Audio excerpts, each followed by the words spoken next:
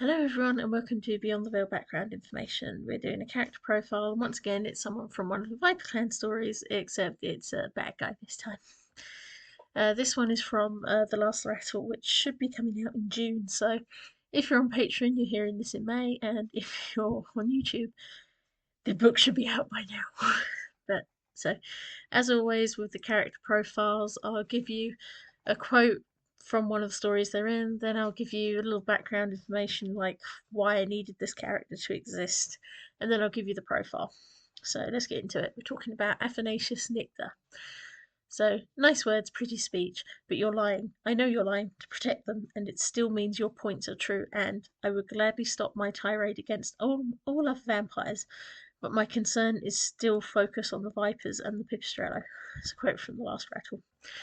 This story needed a villain that wasn't going to be just a simple villain, but someone who had a reason to hate the vampire clan and could be manipulated. I needed someone who might have seemed innocuous, come out of seeming nowhere, and when I had put up a list of all the plot points I've made thus far in stories that could open trouble, the Strix that killed Enrico Pipistrello was the one that came to mind. His father would be nearing 100, nearing a natural death for this species, and I realised that some people cannot accept the truth, cannot accept that there isn't justice for a life taken, even if their child was in the wrong. Sadly, we have a world where people still believe in an eye for an eye level of justice, and the same exists in the old clan mentalities of the Veil species.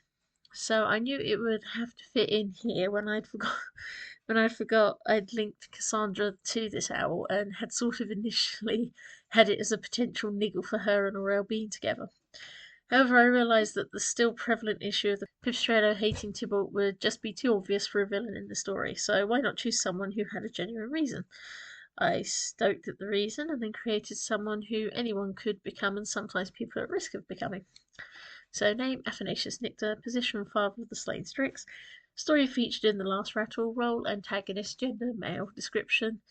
By the time he's in The Last Rattle, tall and looming with hunched shoulders and big yellow eyes, as well as tan skin and hair that's in waves but is silver where he's aged. He has huge claws in his owl form, and his Eurasian eagle owl form is larger than most and almost black in coloration.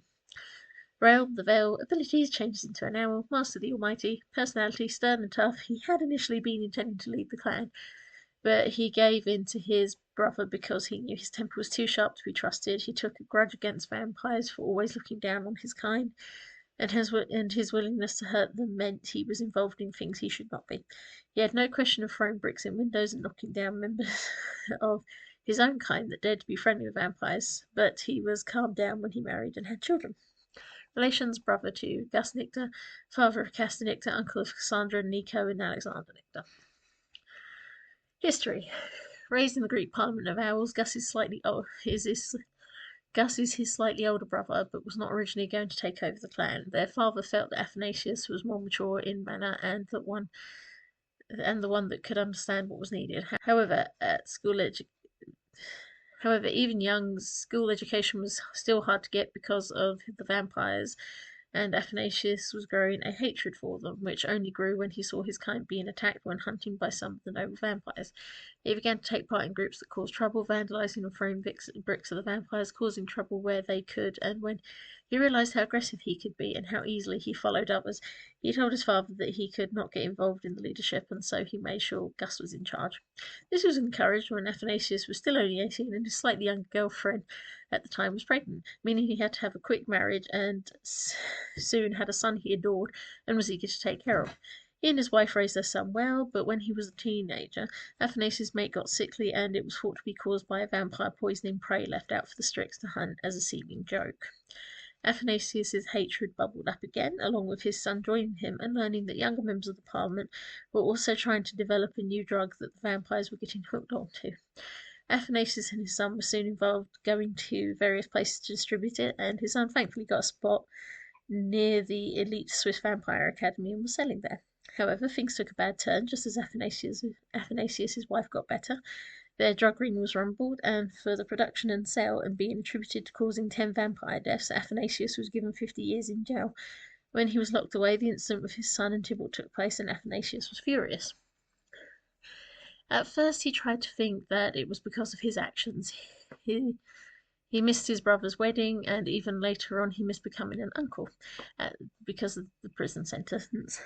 At the same time, he had been permitted marital visits from his wife, who wanted him to give up on the vampires, and during this time they had another son, Castor. For a little while, Athanasius showed that he understood things could change, things could get better, and then he started having nightmares of his family being killed off. He started receiving letters of support for him to get revenge on his son and take out Tybalt. Learning that this vampire was also a count infuriated him, and he stopped talking to his brother, stopped his wife visiting, because they did not understand what he'd lost, and upon his eventual release, Athanasius only had one purpose: to make Tybalt suffer.